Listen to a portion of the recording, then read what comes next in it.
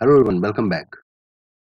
आज का हमारा टॉपिक है planning for ISO 9001 2015 standard for clause 6। ये एक बहुत ही इम्पोर्टेंट क्लाउज है जो प्लानिंग के हवाले से दिया गया है। Okay, before starting this, let me introduce myself. I am Kaim Yusuf, international ISO auditor and consultant and motivational speaker.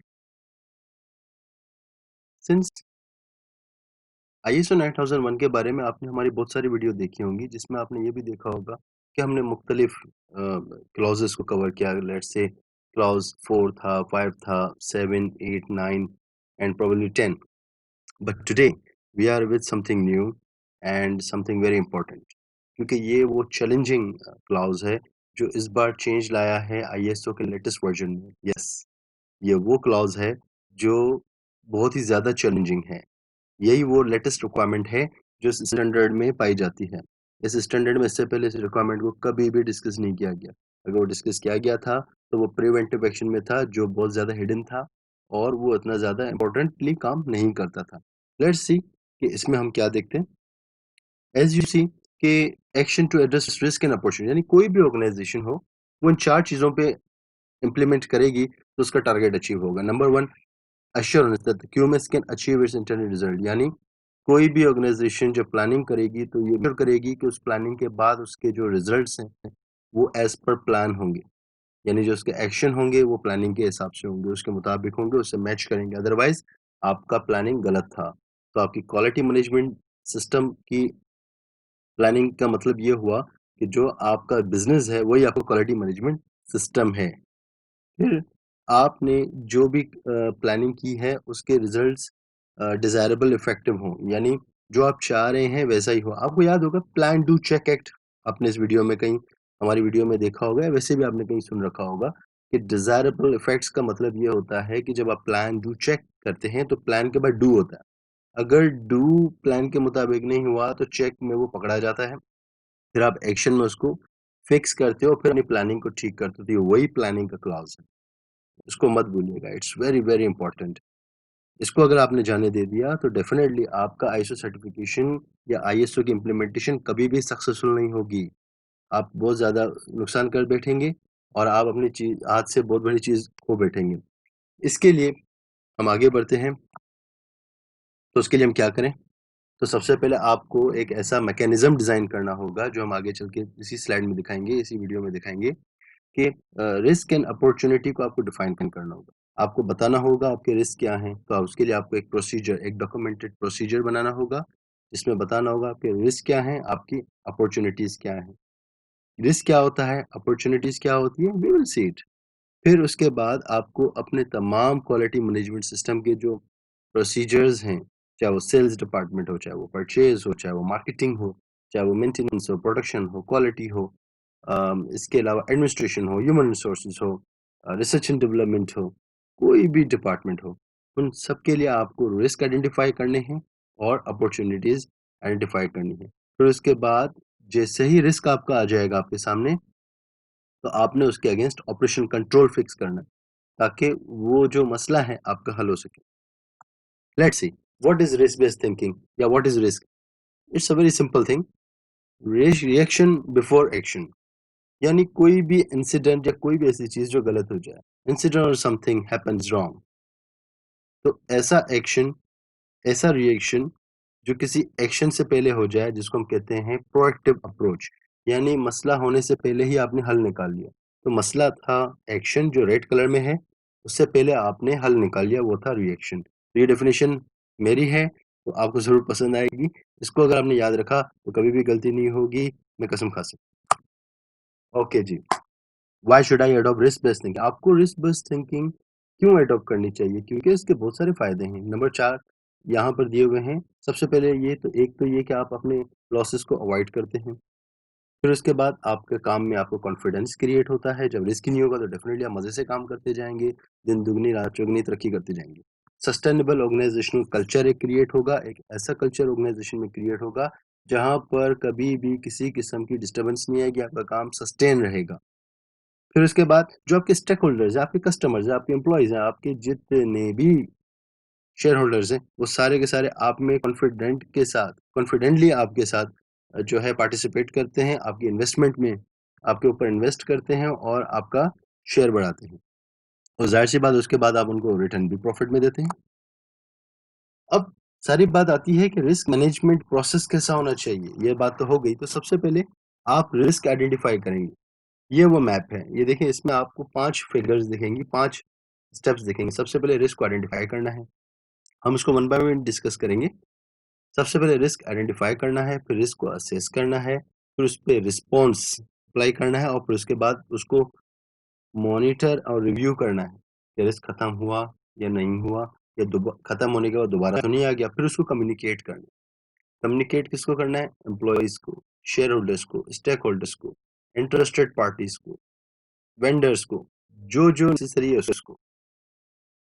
हर वो पार्टी जिसमें आपकी कंपनी का इंटरेस्ट हो उसको आपने ये रिस्क असेसमेंट शेयर करना है, बट नॉट नेसेसरी कि आप सबको करें। इट डिपेंड्स, ये आपको देखना है। यहाँ पर आपके सोचने का पॉइंट है कि आप सोचेंगे कि किसको शेयर करना है। Excuse me. रिस्क आइडेंटिफाई में सबसे पहले हम प्लान करते हैं कि रिस्क क्या हो सकता है, जैसा कि मैंने शुरू से कहा, और आइडेंटिफाई करें कि रिस्क क्या हो सकता है। फिर उसके बाद उसको असेस करें, उसको वेटेज दें, एनालाइज करें, एवेल्युएट करें वो कितना खतरनाक हो सकता है। फिर उसके बाद उसके हिसाब से उसको आपने बताना है कि कितना सिग्निफिकेंट है और कितना इनसिग्निफिकेंट है। अगर वो सिग्निफिकेंट है, खतरनाक है, सिग्निफिकेंट मीन्स खतरनाक है, उसकी सेवरिटी बहुत हाई है, वो ज़्यादा डैमेज दे सकता है, आप उसके कंट्रोल सेट करें। उसके बाद जब आप कंट्रोल सेट करेंगे तो उसको इम्प्लीमेंट करें, उसको अप्लाई करें। वो सेक्शन आता है risk response, one of the last one, very important. फिर उसको फ़ॉलो अप करें कि क्या 1 महीने बाद, 2 महीने बाद उसको चेक करें कि क्या अभी भी कंट्रोल वैलिड है? नहीं तो दोबारा से अपनी प्लानिंग को चेक करें। फिर उसको मॉनिटर करते रहें, उसको रिव्यू करते रहें और अगर वो ठीक है तो आप अपने मिनट्स भी बना सकते हैं। आप कह सकते हैं कि हाँ जी, इट इज़, क्योंकि आप अपनी एक लॉग भी बनाएँगे। वो मैं बताऊँगा लॉग कैसे बनती है। फिर उसके बाद उसको आप कम्युनिकेट करते हैं। ये रिस्क प्रोफाइल है। रिस्क रेट कैसे निकालते हैं? इस तरह से आप निकाल सकते हैं कि आप इसके लेफ्ट पे देखें तो 1 2 3 4 5 से वर्टिकल में एक लाइक्लीहुड चल रहा होता है, कॉन्सिक्वेंस। आपस में जब इन दोनों को मल्टीप्लाई करते हैं, तो हमारे पास एक रेट निकल के आता है। इसको आप देख सकते हैं, वीडियो मेरी आपके पास ही है और उसको बार-बार पॉज़ करके मेरी बातें बार-बार सुन सकते हैं। It's not going anywhere. This is the risk assessment. ये है वो example. It is a very short one, it's not that detail one, but इससे आपका काम चल जाएगा, क्योंकि अगर आप डिटेल में जाते हैं तो डेफिनिटली फिर कंसल्टेंट का रोल कहाँ जाता है। इस तरह से आपको तो फिर डिटेल में एक प्रेज़ेंटेशन की रिक्वायरमेंट है। अगर आपकी कंपनी में IS सर्टिफ़िकेशन की नीड हो या रिस्क असेसमेंट की नीड हो, definitely you can contact us. Okay, ये एक एग्ज़ाम्पल है। हमने 2 सीरियल ली हुई हैं। ये नंबर मीनिंग सीरियल हैं, यानी 1 2 बस, इसके अलावा कुछ नहीं। यानी हम ये बताना चाह रहे हैं कि आप रिस्क असेसमेंट 2 चीज़ों का किया गया। पहली कैटेगरी है टेक्नोलॉजी, दूसरी है सप्लाई डिपार्टमेंट। यानी 2 डिपार्टमेंट की 2 रिस्क हमने डिफाइन किए। कॉन्फिडेंशियलिटी ऑफ इंफॉर्मेशन का यहाँ पे खतरा है और दूसरा है supplier failing to deliver services as per जो एग्रीमेंट है टेलीकॉम का, उसके हिसाब से वो सर्विसेज नहीं दे रहा है। ये 2 रिस्क हैं। तो उनके ऑनर कौन हुए? उस डिपार्ट के employee, head head of IT, head of supply. अब वो अपने रिस्क ट्रीटमेंट बता रहे हैं कि क्या रिस्क का रिस्पॉन्स होगा। यानी ये यहाँ पर जो सेकंड है रिस्क आइडेंटिफाई अभी हो गया, रिस्क असेस, अब वो असेस कर रहा है, तो वो यहाँ पर उसका रिस्क ट्रीट को वो बता रहा है कि ये हमारा प्रॉब्लम हो सकता है और इसका हम यहाँ पर हल इस तरह निकाल सकते हैं। फिर दूसरा है लाइक्लीहुड।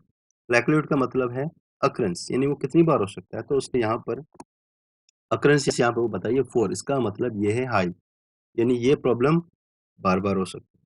ठीक है? It means it's very difficult. अब अभी भी यहाँ सूरत-हाल नहीं बिगड़ी।